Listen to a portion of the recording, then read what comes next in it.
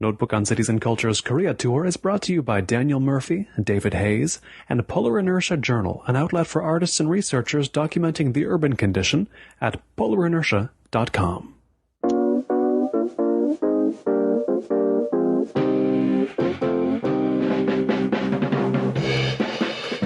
Let's say a space alien came to Earth. He landed with no knowledge of any human language whatsoever.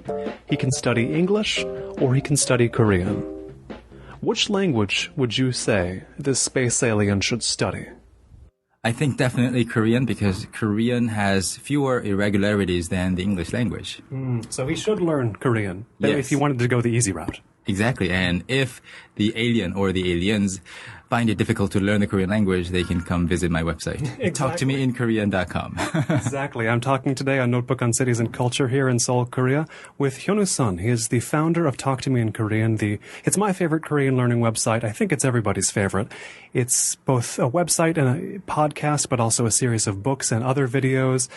There's a vast universe of Korean and Korea-related material at TalkToMeInKorean.com and on Hyunwoo's own, for example, YouTube account and other social media presences. If you need Korea-related information or language-related information, he is your man. And I found out about him through the podcast right when it started in, I want to say, 2009, about 5 years ago. How long has it been? Yeah, we started it in 2009. I personally started teaching Korean or making videos or lessons about the Korean language back in 2004. So I still have my email somewhere because I've kept my email for forever. So, and I still receive emails from people who just found the post that I wrote in 2004 somewhere on the internet. Why did you want to teach other people your language? Basically, I love learning other languages and being able to speak English in this country, Korea, where nobody else speaks English. Of course, except for people who have come from English-speaking countries. English is not really necessary for everyday life. And just learning to speak another language, it doesn't have to be English, has broadened my horizons like tremendously. So I thought, wow, this is really amazing. I want other people to experience this. And I think I'm more open-minded thanks to being able to speak in English or think in English or in other languages. So I love helping people learn new languages. And the language, the only language that I know 100% happens to be my mother tongue. Yes. And I love seeing people improve in their Korean abilities. So that's why I'm doing this. Is it at all strange to see a foreigner speak Korean? Like when you see, for example, a fluent Korean speaker who's just, say, someone white from England or America or wherever, does it still seem a little strange to you just to see that? Not anymore. Maybe 15 years ago when I had just finished my 2 years of learning English and come to Seoul. I am originally from a city about 400 kilometers away from Seoul, and it's the fifth largest city in Korea, and there were some foreigners, of course, but then I never really got to interact with many of them. And when I came to Seoul, and I saw that actually many people were speaking Korean. Like Western-looking, Chinese-looking, Japanese-looking people were speaking Korean to me, and that was a huge shock to me. But now I kind of expect them to speak more Korean. Right, at least a little bit. Yes. I mean, at least greetings and at least like some, survival Korean phrases. Now, when I talk to Korean friends who went through their education in Korea and ask them how was English education in Korea, they always just grimace. Like, it was so bad. They just say how bad it was and how it made them not want to learn not only English but other languages. So I take it your experience was different. You maybe had a better teacher or a better experience learning English or other languages. How was it that you actually liked learning other languages, whereas it seems like so many other Koreans don't? One thing I can definitely say is that it was not thanks to my high school teachers or middle school teachers. I mean, English teachers, because none of them, in total, I think I've had maybe 7 or 8 different English teachers, English subject teachers. They're all Korean. I am sure they are still teaching in some classes somewhere in the country. None of them spoke any English. So they would run away from other foreigners or or any kind of English speaking occasions, because so even your teachers would not speak English. Even my teachers, they would not be able to pronounce the simplest things in English correctly, because in their experience, through their background, they didn't really have to be good at English to be English teachers. All they needed, it's not their fault. It's the fault of the social infrastructure. All they needed to be qualified to become this English teacher person was to score high in these general exams. And they just studied hard, memorized lots of things, and then they passed these exams, and they were in this somewhat lucrative, somewhat stable job. They didn't really want to be English teachers.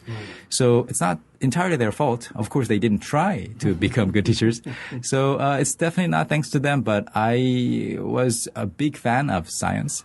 And in middle school, I found out that there was a science high school. So I wanted to go to this science high school. It sounds fancy.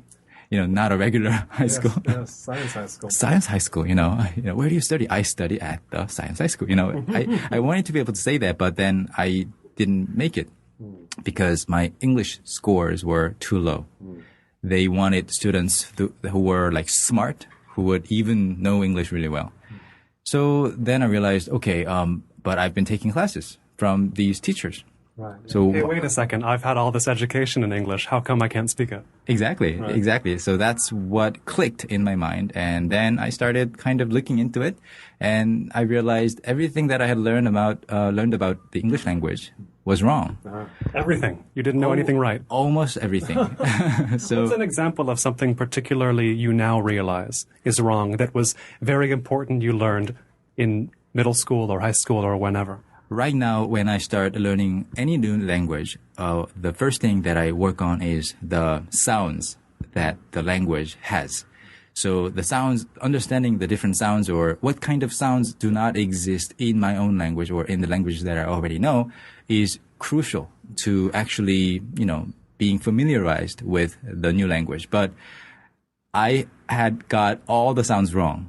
Like good morning was good morning. Which sounds, I can understand it. But still, better or worse examples, memory was memory.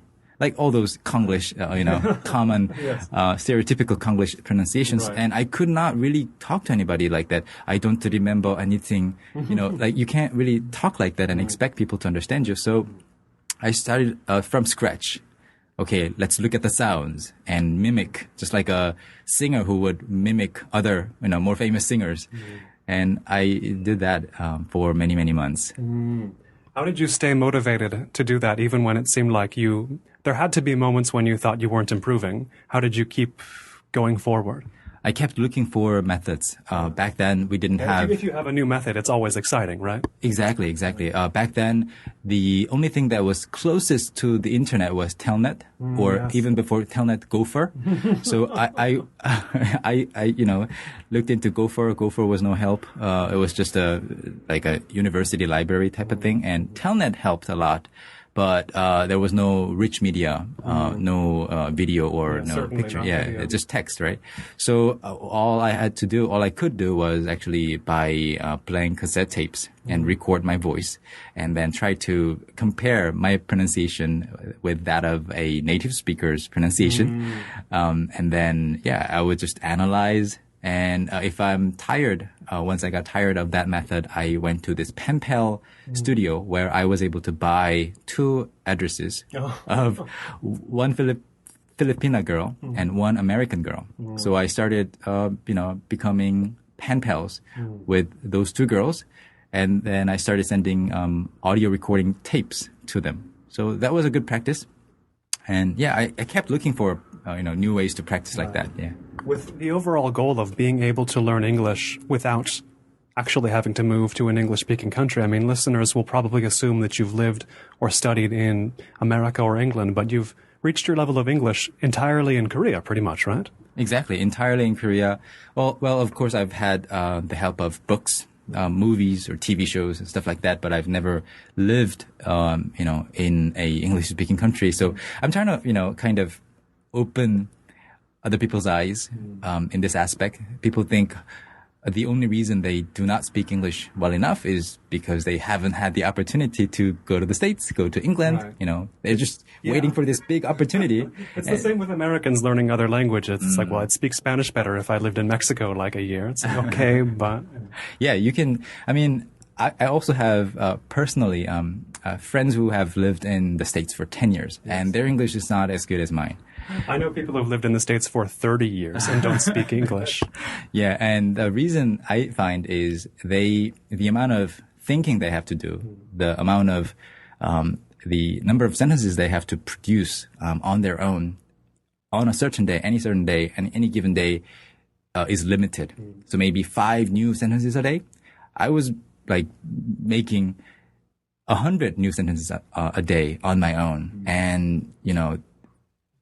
Like, it's really important. You have to keep producing your own thoughts and sentences. Right. You have to say sentences that no one said to you before. You have to create new, you have to not just repeat, but create new ideas in the language you're learning, right? Exactly. I mean, you can not just continue, you can just not stay in the rehearsing stages forever. You want to be on the stage, you want to perform, and speaking to somebody in real life is a little bit like, you know, performing live, you know, in front of a live audience.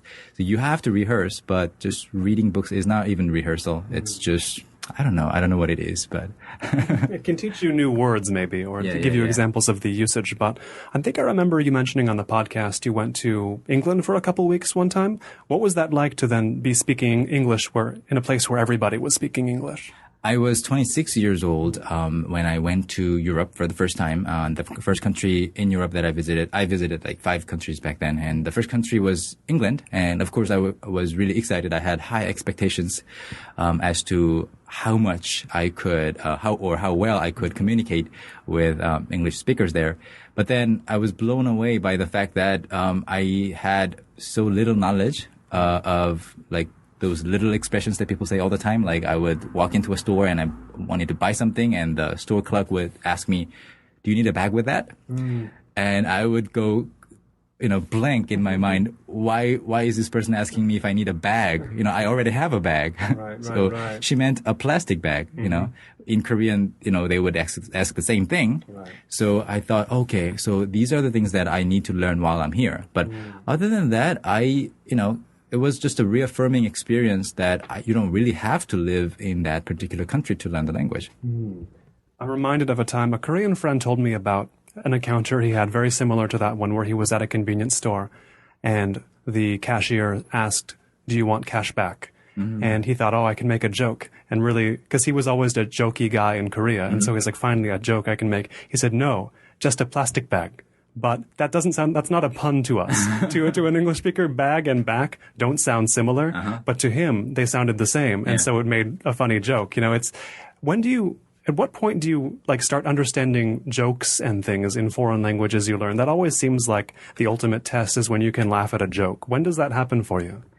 I have no idea when exactly that happened, but I think it was sometime after I became more fluent or comfortable in conversing or thinking in English. And of course, you have to know all the words in the particular joke sentence. Yeah. So without knowing all of the words, you cannot possibly understand it. But, well, I don't know. It takes time and practice. You just have to be exposed to lots of different jokes. And watching movies helped a lot because especially Hollywood movies, they like to throw, you know, some jokes here and there in serious scenes and stuff. And it's so, I don't know, fulfilling to be able to catch the lack of humor, sense of humor in the Korean subtitle.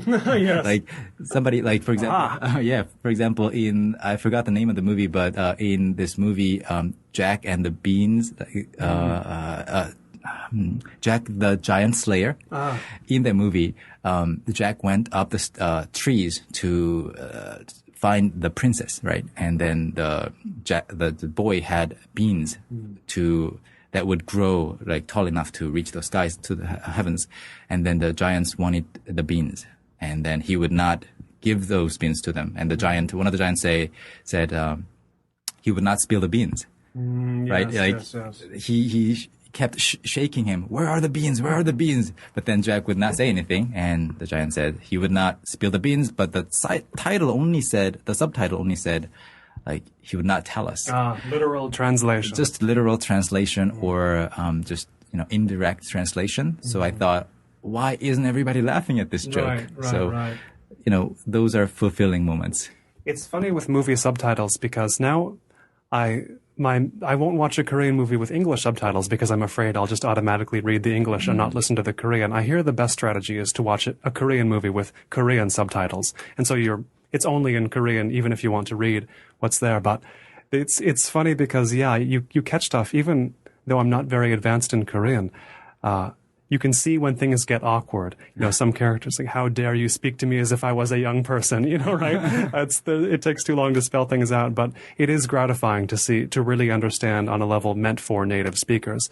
But when you're learning and not living in an English-speaking country, for example, and you're making new sentences, what are good ways to make sure you're right? Because I can think of I can try to make new sentences in Korean to reflect my thoughts, but a lot of the time I'm never sure if it sounds strange or correct. What were your ways to test?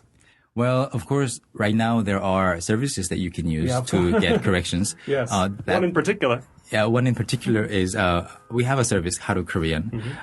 We offer that because, we want to also offer not only corrections but explanations as well. But if you don't have those services available in the particular language, I highly recommend using search engines like Google. Like, for example, on Google, if you add the quotation marks before and after a certain set of words, they actually search for the exact same sentence. Like, for example, one person in Korea, if you type those words into the Google search bar, the search results can be all mixed up. But if you put quotation marks, before and after, the results will all have the exact same set of words. So, you try a few different things, like a few different examples, and you can go with whatever got the most hits. The most hits, right. Yeah, like 2 million versus 1,000. You go with the 2 million one. That's a good idea. I've done it a few times, things like that myself, but I always think that must work better in Korean than in English because, let's face it, English is spoken all around the world and there's a whole culture of speaking English badly. So there's a lot of examples out there of incorrect English, whereas in Korean, you're more likely to get perfect Korean if you search for a Korean phrase, right? Well, I wouldn't really agree to that because, theoretically, it should work like that, but... Do people misspell and stuff a lot in Korean? Or I'm not sure because my own level is pretty low. Well, in Korean, sentence structure can be more flexible than in English because we do not have to have a subject, verb, and the object or something else. You can just have a verb. You can just even have a subject, and that can be a complete sentence, depending on the markers that you put after those nouns. So, 현우 씨는? 현우 씨가, depending on the particles and markers that you put after nouns, the role of the particular word can change tremendously. Of course, after you've learned enough Korean, those are super convenient. They're not going to be confusing forever. They're actually very, very useful. But because of that, people tend to, if they're, for example, I am hungry, that kind of sentence can be expressed in maybe 30 different ways, depending on the person. So, because of the flexibility that the Korean language has, you might not find it easier to use that method with Korean. I see. Yeah. It's one thing I noticed that with foreigners in Korea, I guess you could say, compared to, let's just say Westerners, Westerners in Korea versus Westerners in Japan and Westerners in China, from what I can tell, the level of Korean is much lower among Westerners in Korea than, say, the level of Japanese among Westerners in Japan, or especially Chinese among Westerners in China. Why do you think it is that foreigners in Korea seem to speak so much less Korean? Is it because they've only had, the talk to me in Korean type stuff for 5 years? There hasn't been a long history of that, or what do you think is the reason? Well, I think it has to do with many things, but one reason might be the lack of interactions between Koreans and non-Koreans who are living here. Right now, as far as I know, there are 1 million people registered, like the registered foreigners living in Korea every year. They, some people, come and go, but 1 million people living in this country with maybe 60 million people, population. And that's not a majority, that's still a minority, of course. And people tend to kind of shy away from any kind of interaction opportunities with foreigners.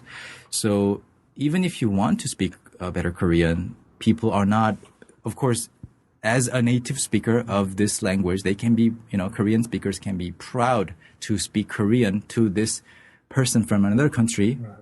With another nationality who is trying to speak their own language.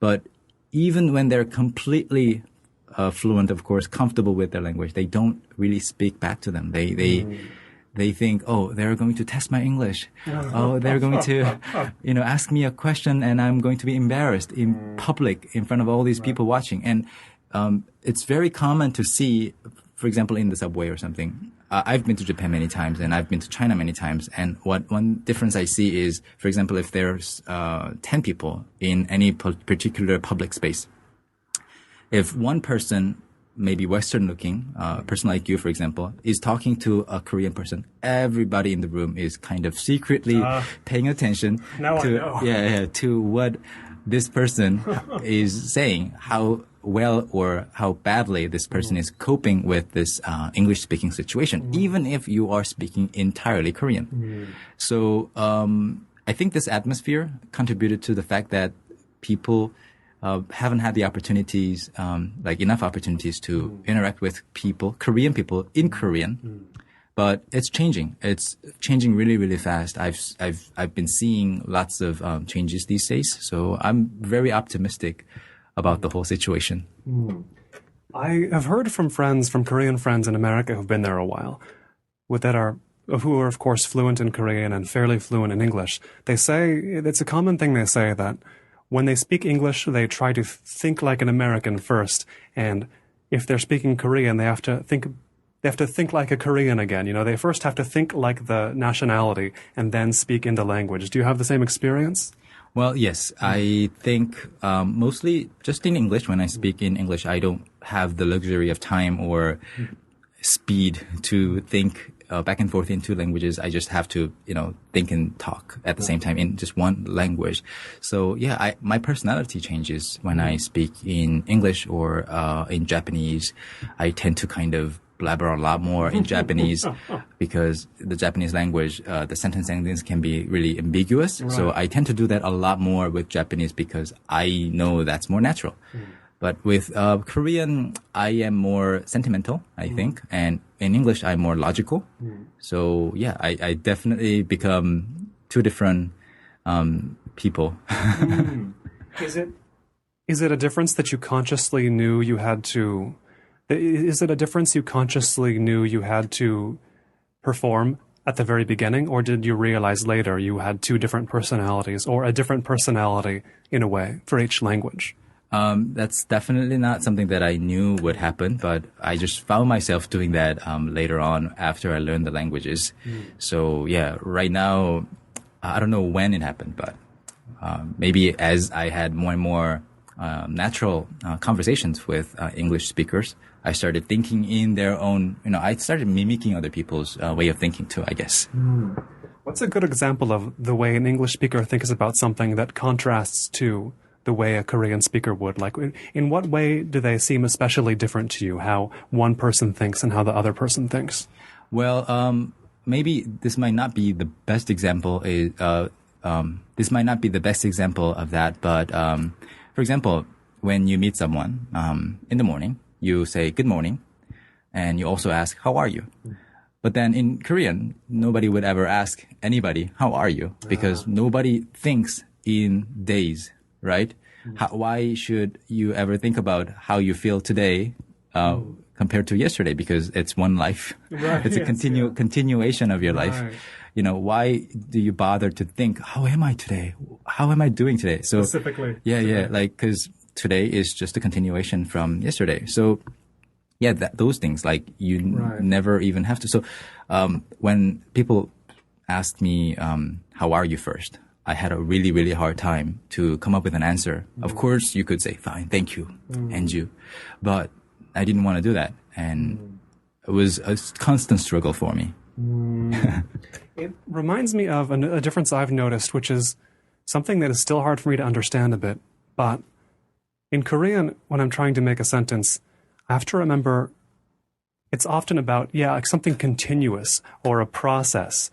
It's not about one individual point in time. In English, it's always about one individual point in time. I remember talking with a Korean friend, trying to thank them for making me better at Korean, but I couldn't tell them, thanks to you, I can now speak some Korean. I had to say, thanks to you, I have become better at Korean, right? Do you recognize that difference? Yeah. There are many differences like that. And also, when you talk about, when you describe things, in English, you focus your descriptions around things often, like things or nouns. But in Korean, things are like mostly described through verbs and people. So, for example, you can say, I have 2 arms. You have 2 arms, of course, but you or or your arms are part of your existence. So you cannot, for example, in Korean, if you have 2 arms, it might mean you have 2 extra arms because you already include. Yes. The concept of you has arms. Yeah, exactly. So people say there are 2 arms in Korean. And for anything, you just say it exists rather than you have it, right? Unless it's a very special case where you need to be so specific about it. Exactly. You don't really say you have it unless you just obtained it today. Or, you don't really say, like, if you translate it directly, it becomes like, I possess 2 sisters. It sounds wrong. Yes. So. What's something that, learning other languages besides Korean, what's something that has taught you about the advantages of the Korean language, or what is Korean especially good at, but that you only realize now that you know other languages?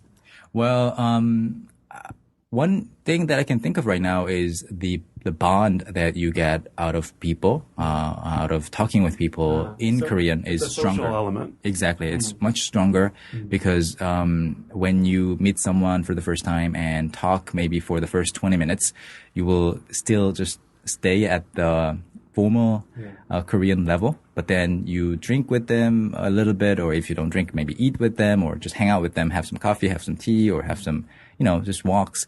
And then eventually you get to know them better, and you ask each other your ages, how old you are, respectively, and then you determine that, I'm older than you, so I'm like your older brother, I'm like your younger brother, younger sister, stuff like that, and your entire language changes. You just switch to casual language, or one person can switch downgrade to casual language, and the other person can continue in the formal language. Yes. So, especially if they're a foreigner, I very rarely change from the standard 존댓말 to afraid. Exactly. And then after a while, the relationship changes too. Once you become the official 형 or oppa, like the older person, whatever this other person, the younger one, is struggling with, you gotta help them.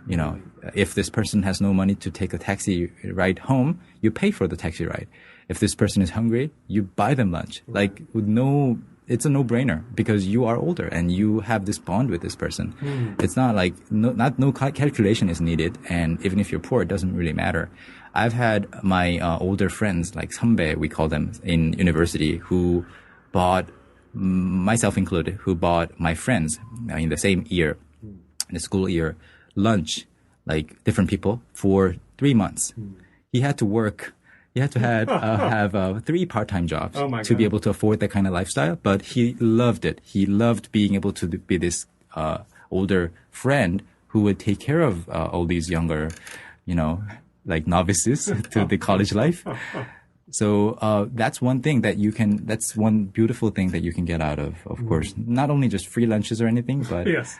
It's an ongoing, as we say, a process. It's a whole continuum of a relationship, whereas for Westerners, it's sort of, it could be one thing one day and one thing the next. I mean, did you find it strange how Westerners don't really think in not only don't think in family terms about non-family, but almost with their actual family, they don't think in family terms. It's just a different, like the different way we conceive of social relations. I mean, did you find that strange that Westerners thought differently about that? The family members? Like even in the West, I don't know how even to describe it, but I feel like not only do we not think of friends and especially like school associates in family ways, even within the family, like we probably aren't that close to our family members a lot of the time. You know, we have friends, but it works differently. Was the difference at all striking to you at first when you started knowing more Westerners? I think the difference I found is, of course, it depends on the person. But what kind of close friends you have in maybe in the States, to be specific, can be based on your childhood memories, of course, like where you went to school and who you played basketball with. So it's really more personal, more specific. But in Korea, if you went to this particular high school, you can pretty much expect yourself to have the same group of friends as this other person who went to the same school. So it's like school based, it's more like neighborhood based. So that's one difference I see. And also there are more family reunions, like mandatory reunions that you have to attend. Yes. Like, for example, during my military service, which is obligatory, it's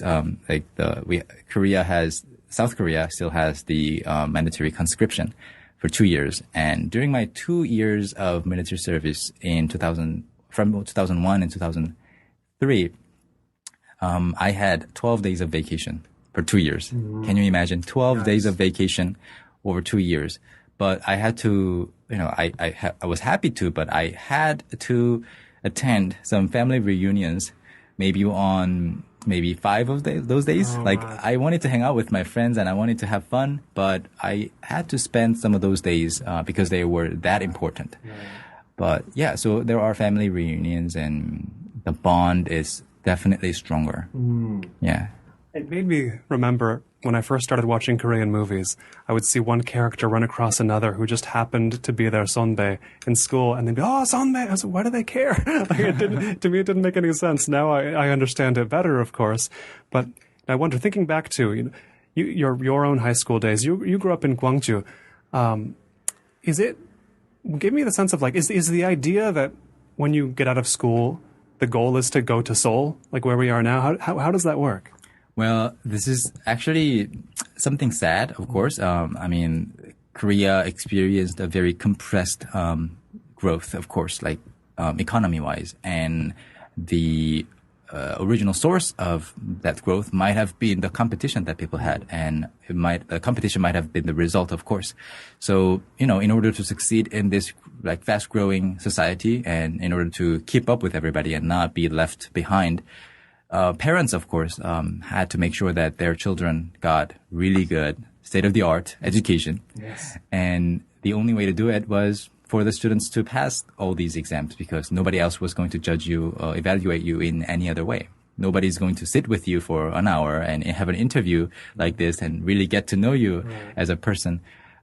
There were like just tests. So yes, whoever was considered to be a smart kid or whoever was diligent, they were expected to study hard, score high, maybe 95 points out of 100, like in all the subjects. And then those who scored the highest were expected to go to Seoul, of course. And because Seoul had the most, opportunities. Right. And one sad thing that I had to experience and took advantage of actually was, I was not living far away from my high school, but in my third year in high school, we had a dormitory, which could only accommodate 100 people. And we had 500 people in each grade. So there were 1,500 people. Many of them were living far away from the school. They had to take the bus for 40 minutes a day. But the school actually decided to only let the top 100 students to live in the dormitory to save these top students time because all the other students didn't really matter. Like just the top ones. just the top ones. They wanted to save us time in commuting, right, to school. So we would just wake up and have like be served really gorgeous breakfast. And then we would just eat the delicious breakfast and then walk to school. It would take 3 minutes for us to do that. We would have amazing shower facilities, and then we would take the classes. And during lunchtime, when everybody else, the majority of the school students, took out their lunch boxes that they brought all the way from home, we would just walk casually to the cafeteria, and then just have lunch there. No need to do the dishes. We would just walk back to the school, study, and then do the same thing for a year. So we were just prepped to score high because we were the top 100 students. So, yeah. Do even the students who didn't make it into the dorms think like, well, they are the best students, so of course that's what they get? Like it's accepted on both sides? Yes, sadly. In high school, since that is the situation and nobody actually knew any better, like nobody knew what the outside world looked like. Of course, I'm sure many of those many of my friends who couldn't really make it into the room, into the dormitories, they maybe complained later on, like after they went to college, they opened their minds and they thought, oh, why did I have to experience that kind of discrimination? Right. But back then, nobody actually thought about it. Everything seems normal when it's the only thing you know. Exactly. I wonder now, you were born in Gwangju in the early 1980s, yes? Exactly 1980. So anybody who's read a bit of Korean history hears I was born in Gwangju in 1980 and wonders, I mean, that city was in some trouble back then, right? What was going on when you were born? It's a very sensitive issue, but I don't mind talking about it. Back then in 1980, what was happening in Gwangju basically was the people in Gwangju were asking for a better democracy, and the president back then didn't really like it, so they decided to have a military raid on the Gwangju citizens, and hundreds, some people say thousands, were killed by their own soldiers, by their own military. And the government back then cut out all the communication channels, like broadcasting channels. And like my parents' relatives in Busan, other cities, they watched on TV that there were rebels in Gwangju rebelling against the government. They were extremely dangerous people. They were like, killing people and stuff. So you have to be careful. Don't go to Gwangju. All the bus routes were cut off. So people who were like relatives of those people who were really, really worried would walk like 100 kilometers, literally, to go to Gwangju and see for themselves. And it was crazy because I was conceived in my mother's belly in March of 1980, and all the crazy things happening was going on in May of the year. So I was 3 months old in my mom's womb, and my parents had to be really, really careful. Like they had to literally like hide, and they had to be careful not to go into any battle scenes so that they don't get killed. Of course, many people got killed, and there were like terrible descriptions of what happened back then. So I was born in the year of crazy political unrest in Korea. Now, when something like that happens, I mean, what did your family's view of Korea change at all? I mean, obviously they stayed in Korea; they still have trust in Korea. What do they look back on something like that, or do they just want to put it behind them? I think what can happen is twofold. One is they actually lose trust in the country. They love the country, but they don't love the government. So they lose trust and they want to leave the country. But back then, it was not even an option. The first time Koreans could travel overseas freely as an individual without having a reason to was 1988, after the Seoul Olympic Games. Before, personal leisure overseas travel was prohibited by the government. So even if you don't like the country, there was no reason or a way to leave the country. So there was no option. And another thing that can happen is they become stronger. Most people are near misses. Like there was this military raid, and these soldiers, they could be like distant relatives of yourself, and they try to kill you with guns and stuff, rifles. But you survived it. So you become stronger. So I think my parents actually were the second case. They got stronger, and my mother really worked really hard toward making the family, better off. So, Right. yeah. Reminds me of a story I heard recently from a professor here in Korea who said he found that the students that he really struggled with the most over the course of the semester or the year, whatever, the ones who were always giving him trouble and they were always getting into arguments, those were the students who remained close after graduation. It was somehow, he found in Korea, he's a foreign professor, he found in Korea, if there was a struggle, if there was hardship, the relationship, it just made a closer relationship. I mean, is there a larger phenomenon that makes that true in Korea? I think so, definitely. And right now, I wouldn't say it's a really, idealistic situation. But right now, when you see the voting results, like from elections and stuff, you see that people in Cholla province, or especially Gwangju, they support the political party from Gwangju. And so much that you would be surprised by the voting results. Like the voting results for this particular Gwangju political party would be 98%. Right. I've seen that map. Yeah, yeah. And it's so crazy considering how many people actually moved to Gwangju from Busan, Seoul, for their jobs and stuff. So those 2% or 1.5% people must not be the only people who are from, Seoul. There should be a larger amount of people who are from other countries, but they also get affected and influenced by the general atmosphere. So I'm not sure if it's an idealistic situation democracy-wise, but we see this strong support for, the political party from the region. Now, when you first began Talk to Me in Korean as a podcast 5 years ago, were you already feeling confident about doing an English language podcast, teaching your language, or was it scary at first to do that? It was scary, of course, but not because it was an English language podcast teaching Korean. I knew that I didn't have to be perfect in English. I knew I would be making lots of mistakes on air, but it didn't really matter. I was sure that I would only give people hope that I was also a learner. I'm still a learner of the English language. I'm still improving every day. So, yeah, I didn't want to be this perfect guy, saying you should be perfect as well. I'm not perfect. It would be worse if you spoke somehow native sounding. I mean, you already, in the beginning, you already sounded fine. You were already a better English speaker than I think any other Korean that I knew, but if you sounded perfectly native, then it would be too imposing, right? They'd be like, oh, forget it. I can't learn anything. This guy's obviously some kind of genius.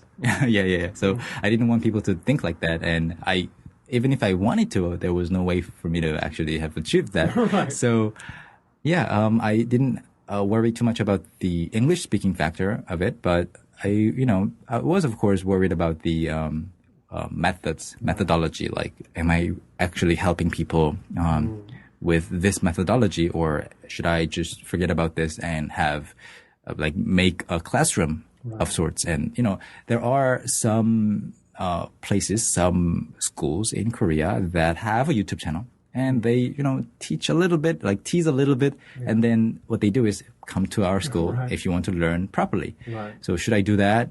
Because many people are visiting Seoul, or should I really try to teach from A to Z through the online medium? Right. Now as we speak, this will be broadcast a couple months later from this moment. But as we speak, we're in between grammar level 9 and grammar level 10, and I and many others are eagerly awaiting level 10, having listened to each episode of 1 through 9 3 or 4 times. You say 10 will be the last grammar season. How do you know when you get to the end of Korean grammar?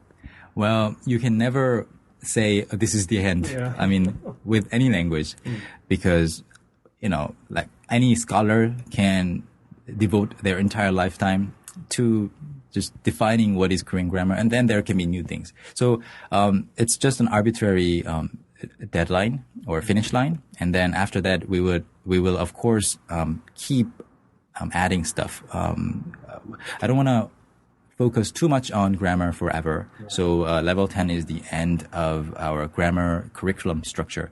And then after that, we will work on situational phrases because those can be really important too.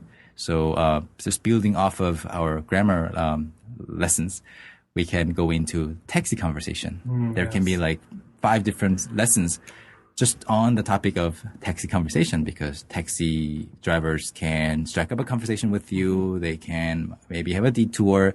They can be just honestly lost, things like that. And also hospital situations, dating situations, or shopping situations. We want to get into really detailed explanations and scenarios. So after level 10, I'm planning to do that, and super exciting. And what have you learned after these years of episodes? What have you learned about what's particularly hard for foreigners to learn in Korean, or what have you learned about the way foreigners learn Korean, just from the feedback you get or from what works or doesn't work? Well, for people who have learned other languages before learning Korean, we don't see much of a difficulty, or innate difficulty in learning Korean, because they've done it before with Spanish, French, or Arabic, Russian, or Japanese, very commonly. So they know what they're doing. They know they just need more practice. They know they just need to know more words. So they don't worry too much. And one difficulty that I find when dealing with people who are writing to us is when Korean is their first, second language. They don't know where to go. They don't know how they will check themselves, whether they're improving or not, and stuff like that. General language learning principles. Exactly. So, and since Korean, we're teaching in English, and Korean happens to be such a different language from the English language. It's hard to get more different than Korean. Yeah, exactly. Maybe you could go with Chinese to become a little more different. But yeah, I mean, even with Chinese, the syntax structure can be a little bit similar. So I think Korean can be like on the farthest, scale in the range of differences. But yeah, so that's pretty much the most common thing we see in learners. Like, since it's their first time, they don't know whether they're doing well or not. We just always try to, motivate them, cheer them up, and give them some tips. Yeah. What do you say to Korean learners who come to Seoul and are spending, I don't know, like I am, 6 weeks here, well, around the country anyway, who want to maximize their opportunities to practice Korean? Because, as you say, there are difficulties just finding situations to speak in Korea. So what's something that works for people? What's a way that works for people to make sure they're forced to practice Korean? Well, you can either try to be in as many situations as possible, as many places as possible, and then talk with people. Or you can, the second method I prefer, you can imagine what kind of scenarios could happen before going into a store, before going into a restaurant, before you order something. If you have time, of course. I mean, nobody is too busy to do that 20 minutes, 30 minutes before you actually leave the guest house or your hotel, and just look up words. I mean, nobody can be thrown into a situation and try to come up with new words, and nobody can look up words fast enough to actually have a conversation. So you have to have researched a little bit about the particular situation or topic. So if you're in a restaurant, if you're going into a restaurant, at least look up the words for spoon, chopsticks, fork, and spicy, non-spicy, sweet, not sweet, expensive, stuff like that, or seafood, vegetarian. And without knowing those, just presenting yourself there is not going to help you at all. You're just going to sweat a lot and and get the wrong, order. Right. So you have to prepare in advance. You have to know what you're going to get into and do the best you can. But then what happens? What do you do in these situations when you just get hit with a response you don't expect, or just something comes out of, as we say in America, out of left field, and you don't even know how to respond to it? What have you done? What's worked for you? Well, that's very common, and I usually try to prepare lines in those cases. For example, if I hear a word that I don't really understand, I would have prepared a phrase that I can, use. For example, what does it mean? Or how do you say this in Korean? Or what do you call this in Korean? I don't know the word for it. Or even things like, I think I understood you, but can you say it again? Stuff like that. Knowing maybe 20 phrases like that, yeah, it can help. It sometimes seems to me like the first thing to learn in a language are questions about the language itself. Like if you can ask about the language, you're almost ready to go because then you learn as you go. Does that make sense? It makes total sense. Yeah, you have to be able to ask questions, especially like about meanings and how to read things and how to sound more natural. Yeah. How do you think the experience of life here in Seoul specifically differs for, say, a foreigner who has learned to speak Korean and a Korean? Can they be the same experience, or is this a different place, do you think, based on friends, who have come here and your own experience, or even foreigners who come to Seoul, Koreans born in Seoul and then Koreans born elsewhere who come to Seoul? Is this a different city for those different people? Well, between people who speak Korean, regardless of whether they are Korean or not Korean, and people who don't speak Korean at all, there can be a huge, huge difference.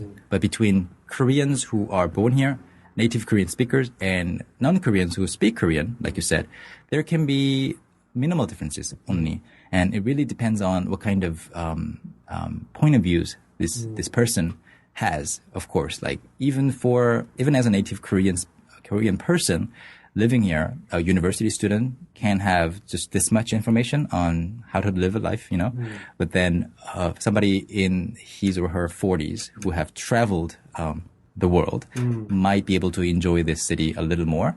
So it really depends on the experience. So in that aspect, I think I would even say somebody who has learned Korean and somebody who has come from another city might actually be able to enjoy Seoul a little more because like a Seoulite or Seoul people might only know Seoul as their only universe. That's the same with New Yorkers in America. Many of them never leave.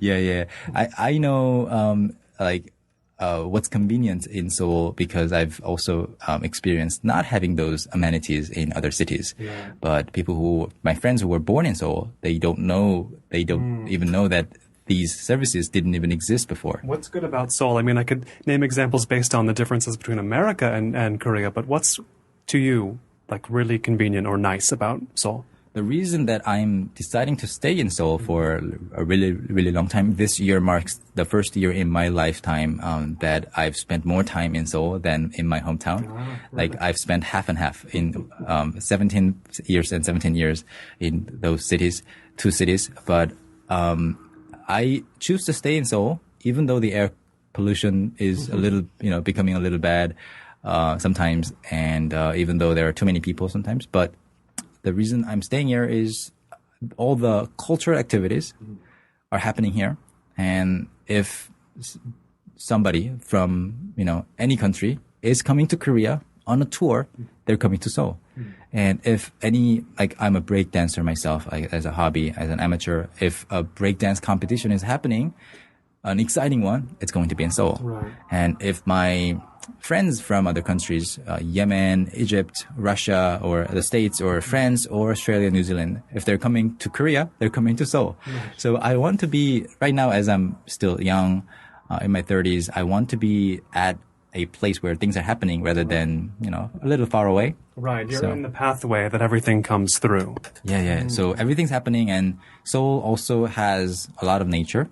You can go to the Han River. I love going to the Han River side parks because the Han River is actually surprisingly really, really big. Like if you think of the Seine in Paris or the Thames in London, Han River is much, much bigger than those. So you can do so much, and you can, I don't know, like there are so many things that you can do nature-wise too.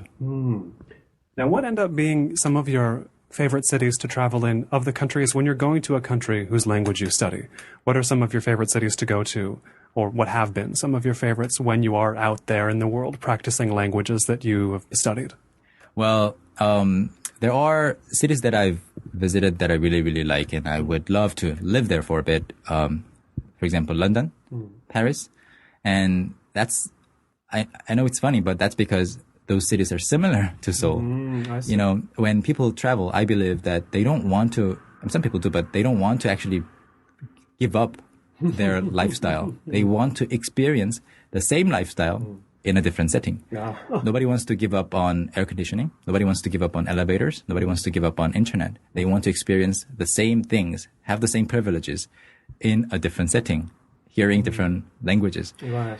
So I prefer London and Paris maybe over other places as a place to live, but as a place to visit for maybe 2 weeks.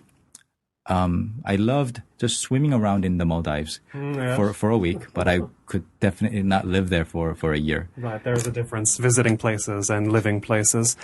I wonder, it's been a question that's come up a lot as we talked about before recording. Your first son was just born, and a lot of my friends are having kids as well, and many of them, the husband and wife, come from 2 different countries. So there's the question of, how many languages should we raise this kid with? And I'm sure you will instill in your son your love of languages. But what do you think is the best way to do that, to make sure he's exposed to a variety of languages and make sure he doesn't because no matter what country you're born in this century, I don't think you want to be only in that culture, right? So how do you think that will go with your son? Well, thanks to all my activities, which I didn't really plan would affect my son's life. I have many friends from other countries and cultures. So he will grow up very naturally with lots of like Uncle Sam's or Aunt, Jamie's. Sure. So he will be surrounded by multicultural people, and he will be surrounded by many, many different languages because we have people visiting our house like all the time, like every month. The whole world comes through your door regularly. I'm not sure about the whole world.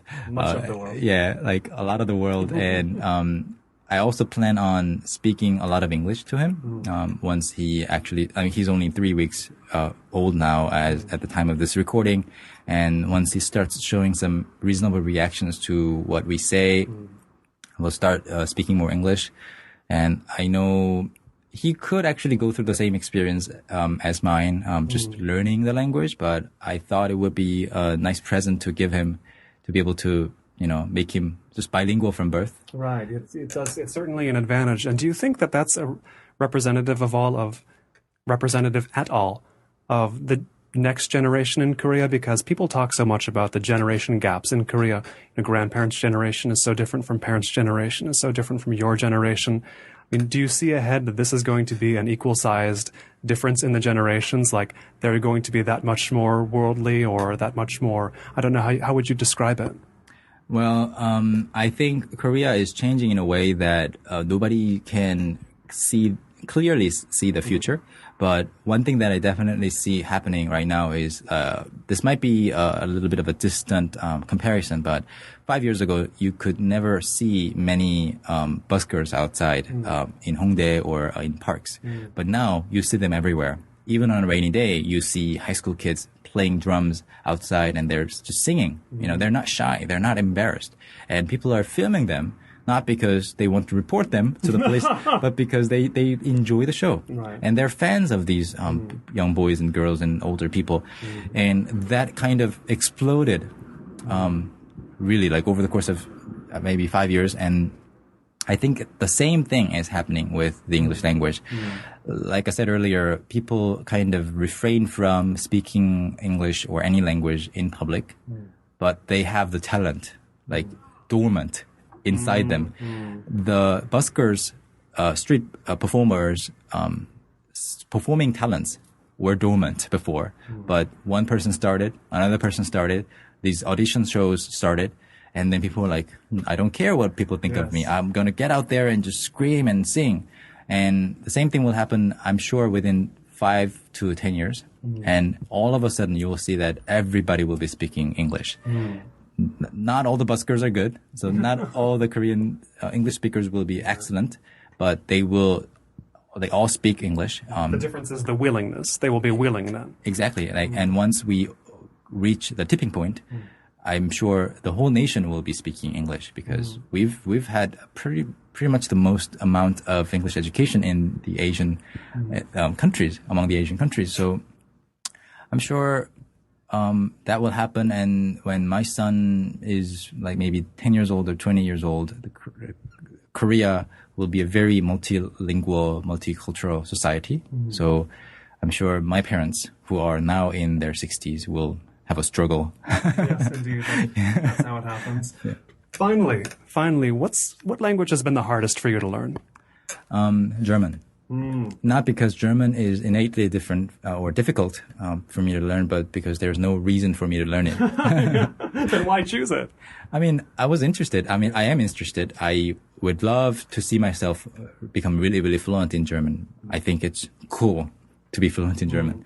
But all my German friends, they speak impeccable English. That's the problem. Yeah, or French. Yes. I have no reason, I have no struggle communicating with German people. I was in Berlin last year and for a few days, and I had close friends over there as well. So I had no problem just speaking English or French in Berlin. So yeah, that's the reason that I find it difficult, but one day, yeah. 언젠가. I've been speaking here with Hyunwoo Sun. He is the founder of Talk to Me in Korean, and he's also a very prolific maker of videos. And what are all the things you make? Videos, I also write blog posts for Korean audience, and also I have radio shows on the National Education Broadcasting System, teaching English with a native speaker co-host. Also have a TV show teaching how to read, like teaching English newspaper reading. So yeah, I do a lot. It's hard. If you're interested in learning foreign languages related to Korea, it's hard not to run into Hyunwoo Sun. Thanks so much. Thank you so much for having me. This has been Notebook on Cities and Culture. I've been Colin Marshall. You can keep up with the cultural creators, internationalists, and observers of the urban scene on the show at colinmarshall.org. Thanks. And special thanks to all the backers of Notebook on Cities and Culture's Korea tour on Kickstarter. Adam Hartzell, Aidan Nullman, Alfred Lee, Andy Cooney, Angus Gordon, Bala Chinupati, Cam Smith, Chin Music Press, Dan Caraselli, Danny, Deborah Smith, Emmett Farragher, Umberto Grant, Ian Plosker, Ismail Kennedy, Jackie Gast, Jay Chang, Jeffrey Davis, James DeVito, Jonathan Filbert, Josh Paget, Kimberly Hahn, Manvir, Mark Hines, Matthew Workman, Maureen Kincaid Speller, Monica Eck, Michael Fransky, MJ Pritchett, Patrick O'Flaherty, Patrick Park, Piers Rippey, Robert Salzberg, Samuel Hansen, Sean Brown, Themistocles Crucis, Thomas Unterberger, Timothy Dobbs, and Wayne Wright.